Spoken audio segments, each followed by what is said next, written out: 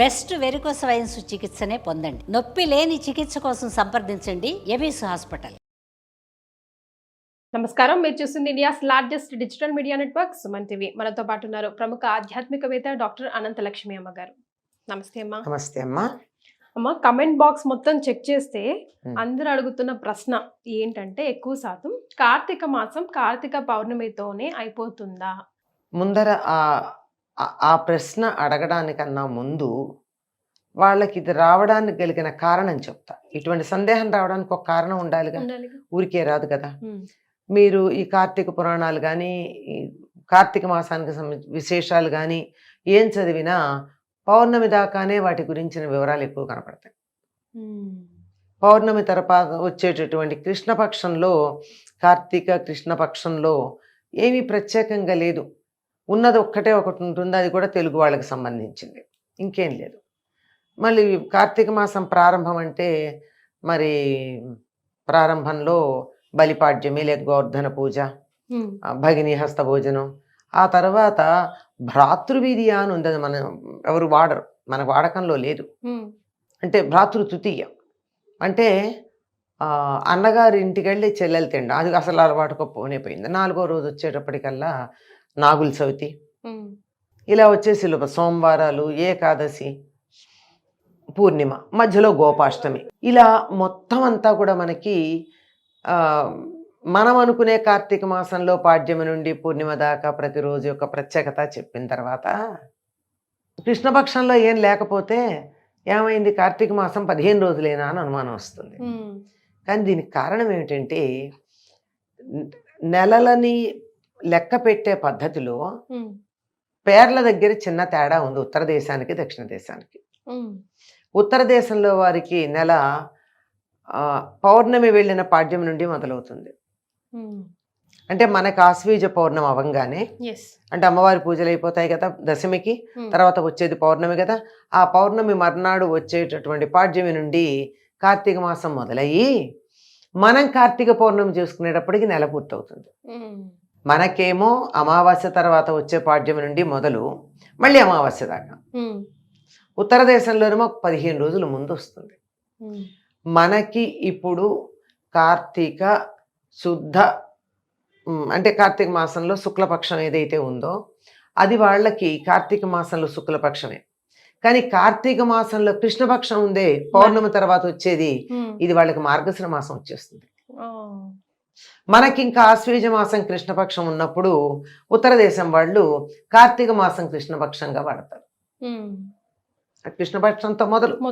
అందువల్ల వివరాలన్నీ పూర్ణిమ దాకా ఎక్కువ ఉండడంతో ఇక్కడతో అయిపోయిందేమో అని అనుకుంటారు. ఇది ఒక మాట. రెండోది ఏమిటంటే, ఏదోలే పౌర్ణమి దాకా చేశాము ప్రధానం, ముందరదే కదా ప్రధానం. పౌర్ణమి నిండుతుంది, పాడ్యమితో సన్నగా మొదలై పౌర్ణమి నాటికి పూర్తిగా నిండు చంద్రుడు వస్తాడు. అలా చేసాం, సగం చేసేసాం కదా, ఇంకా ఎందుకులే అనే భావంతోనే చెప్తారు. కానీ కార్తీక మాసం మన లెక్క ప్రకారం మనకి పూర్ణిమ నాడు కృత్తికా నక్షత్రం ఉన్న రోజు ఏదైతే ఉందో దానికి 15 రోజుల ముందు 15 రోజుల తర్వాత, రోజులు అన్నాం కానీ తిథులు 14 రోజులే అవుతాయి. వాటిని మొత్తం కూడా కలిపి కార్తీక మాసంగా చెప్పుకునేటటువంటి పద్ధతి ఉంది. అందువల్ల పూర్ణిమతో కార్తీక మాసం అయిపోలా. అయితే ఉపవాస దీక్షలు మిగతా 15 రోజులు చేస్తే ఎలాంటి పుణ్య ఫలితం వస్తుంది అని అడుగుతున్నారమ్మా. ఈ 15 రోజులు చేస్తే ఏమొచ్చింది, అదే వస్తుంది తర్వాత కూడా. మొత్తం కార్తీక మాసం ఏమిటంటే, మనకి ఈ సంవత్సరం కొంచెం ఆలస్యంగా వచ్చిందినో, చలి ఇంకా ఎందుకో ఉండవలసినంత తీవ్రంగా లేదు. ఎందుకు లేదంటే వానలు అంత తీవ్రంగా లేవు గనక. వానలు బాగా పడితే చలి తీవ్రంగా ఉంటుంది, ఆ తర్వాత ఎండలు కూడా అంతకంటే తీవ్రంగా ఉంటాయి. కానీ ఇక్కడ ఈ సంవత్సరం వానలు పడలేదు గనక చలి అంత తీవ్రంగా లేదు. కానీ సహజంగా మనకి ఎప్పుడూ కూడా లెక్క ప్రకారం గనక అయినట్టయితే వానలు రిపీట్ లెక్క ప్రకారం గనక అయినట్టయితే ఇది చలికాలం, పగలు తక్కువ ఉంటుంది, రాత్రి ఎక్కువ ఉంటుంది. పగలంటే సూర్యుడు మన జీర్ణశక్తిని బాగా ఉండేట్టు చేయగలుగుతాడు. సూర్యుడు లేనప్పుడు తిన్నది కొవ్వుగా మారుతుంది, సూర్యుడు ఉన్నప్పుడు తిన్నది అరిగి బలంగా వంట పడుతుంది. అది ద లాజిక్. అందుకే సూర్యాస్తమయం అయ్యాక ఎక్కువ తినద్దని చెప్తారు మన వాళ్ళు. అది బాగా కొవ్వులాగాను ఏదో ఏదో రకంగా పేరుకుపోతుంది అక్కర్లేనిదిగా. అది వంట పట్టాలి అంటే సూర్యుడు ఉండగా తినాలి. ఇంకా అయితే పూర్వులు బాగా ఎక్కువ కాలం ఎందుకు జీవించి ఉండేవారంటే సూర్యుడికి నమస్కారం చేయందే భోంచేసేవాళ్ళు కాదు. వర్షాకాలంలో సూర్యుడు రాలేదనుకోండి తినేవాళ్ళు కాదు.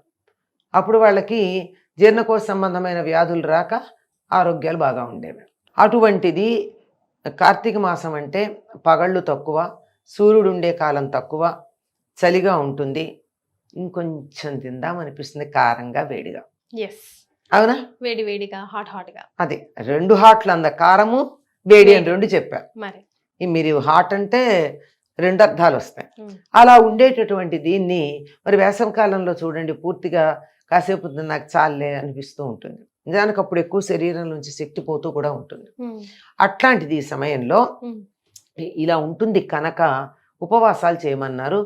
ఆరోగ్య దృష్ట్యా ఇది చాలా అవసరం అమ్మా.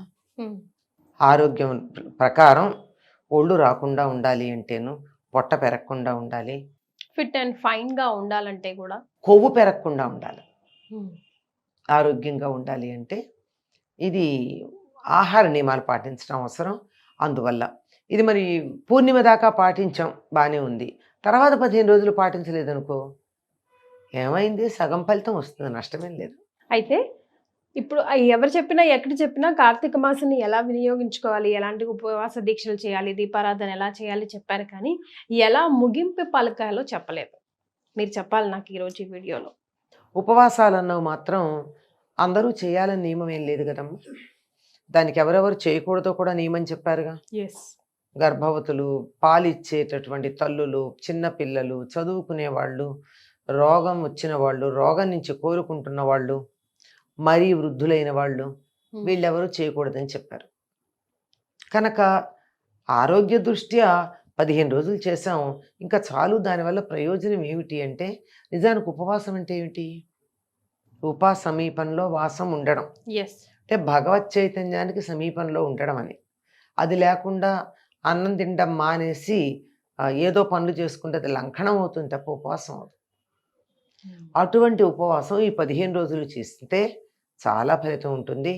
ఈ తర్వాత వచ్చేటటువంటి 15 రోజులు ఏదైతే మనకు గ్రంథాల్లో చెప్పబడి లేదో, నిజానికి ఉత్తర దేశం వాళ్ళకి మార్గశిర మాసము, అందులో కూడా చేస్తే మరింత ప్రయోజనం ఉంటుంది. ఇదంతా కూడా సూర్యుడి యొక్క వెలుగు ఎంతసేపు భూమి మీద పడి ఉంటుంది అన్నదాన్ని బట్టి ఈ నిర్ణయాలు అంతే తప్ప మరేం కాదమ్మా. ఇప్పుడు మనకి పౌర్ణమికి కార్తీక మాసం అయిపోతుంది అని చెప్పాను కదా, అంతకు ముందు 15 రోజుల ముందు అవుతుందని మొదలవుతుందని. ఆ కారణంగానే మనం కొన్ని గ్రంథాలు చదివితే, సంస్కృత గ్రంథాలు, దీపావళి కార్తీక బహుళ అమావాస్య అని ఉంటుంది. మన లెక్క ప్రకారం అమావాస్య ఏది? ఆశ్వయుజం.